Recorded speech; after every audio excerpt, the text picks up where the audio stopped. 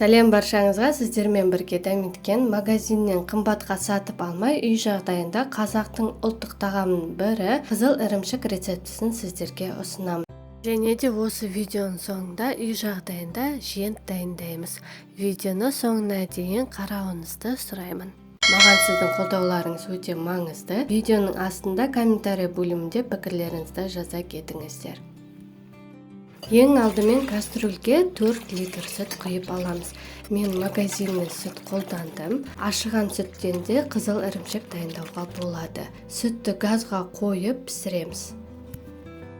Сүттің бетіне қаймағы шыққанда ожаумен сапырып аламыз. 2 стакан айранды құйып, ірітіп аламыз. Мендегі айран магазиндік 3,2%.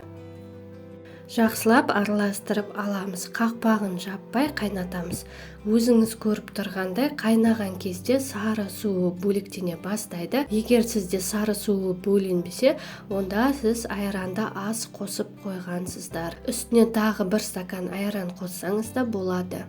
Қақпағын жауып 3 сағаттай қайнатамыз. Мінеке 3 сағат өткен соң дәміне қарай 1 стакан қантты қосып араластырамыз. Егер де дәмін тәттілеу қаласаңыз, тағы да 1 стакан қант қоссаңыз да болады. Енді газдың астын азайтып, қақпағын жауып, тағы да 3 сағаттай жай отта қайнатамыз. Қызыл ірімшік дайын болды. Әрі қарай қызыл ірімшікті сүзіп аламыз. Шұңқырлау ыдысты алып, үстіне ситыны қоямыз. Марлы немесе орамал қолдансаңыз болады. Мен марлыны қолдандым.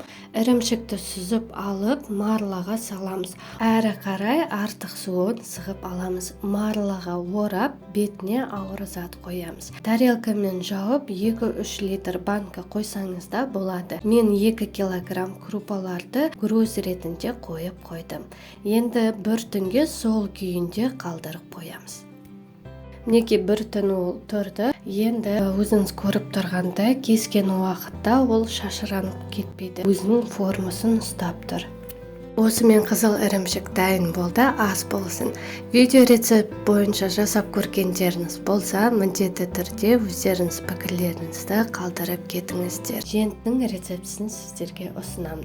3 құрамнан тұрады, жасалу жолы жеңіл, уақытыңызды алмайды. Жентті дайындау үшін талқанға бөлме температурасындағы жұмсақ, яғни езіліп тұрған сары майды қосамыз. Қант қосамыз. Осының барлығын лопатканың көмегімен жақсылап араластырамыз. Араластырып болғаннан кейін талқанды алақанда қысқан уақытында шашылмай өз формасын ұстау керек. Егер де формасын ұстамаса, шамалы сары май қоссаңыз болады. Талқанды 2-ге бөлеміз. Бір бөлігіне грек жаңғағын қосамыз. Грек жаңғағы қосу маңызды емес, ол өз қалауыңыз бойынша. Силиконовый формаларға салып шығамыз. Егер де сізде форма болмаса, коробка конфеттерінің формасына салуға болады. Немесе контейнерге нығыздап салып, талқан қатқаннан кейін 4 бұрыштық қылып кесуге болады. Ал екінші формаға жұмыртқан ыдысын қолданамыз. Миндаль жаңғағын саламыз. Миндальдің орнына қара мейіз қолдансаңыз болады. 2-3 шай қасық талқанымызды саламыз. Жақсылап, нығыздап, қасықпен басып аламыз. Сонда ол бізде шашыраңқы болып кетпейді.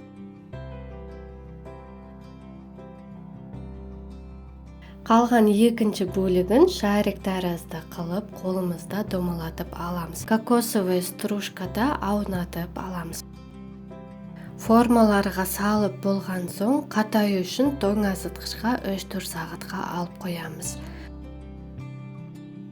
4 сағаттай уақыт өтті. Формасынан шығару үшін саусақпен видеодағыдай ақырындап, жайлап шығарып аламыз. Мінеке біздің тәтті женттеріміз дайын, ас болсын. Видео сізге пайдалы болса, рецепт ұнаған болса, комментарий бөлімде өз пікірлеріңізді қалдырып кетіңіздер. Және де менің YouTube каналыма тіркеліп қойыңыздар. Сіздермен бірге болған Дәметкен.